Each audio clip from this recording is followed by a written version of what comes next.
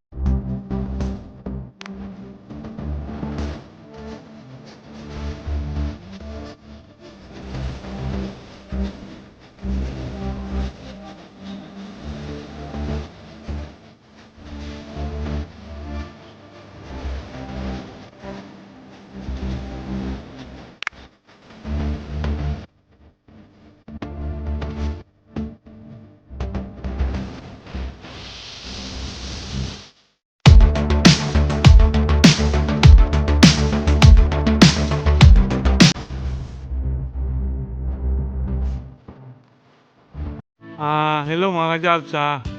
Dito nakagawa na tayo ng girder. Yan, para sa top plate. Yan. So bukas naman tayo ng girder support dito. Yan dyan. Bali, lalagyan siya natin ng girder support yung parang Y. Tapos kakatin natin yung excess na poste para yan ang kakabitan ng ating raptor. Tapos gagawa na tayo ng raptor. Yan, mag-raptor na tayo para sa bubong. Yan.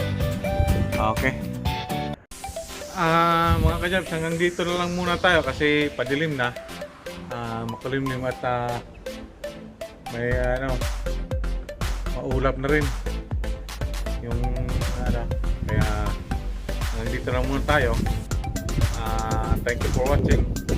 Sana huwag kayong magsawa sa panonood sa video natin. At saka nagpapasalamat ako sa support ang binibigay nyo sa akin. At hanggang dito na lang. Maraming salamat po.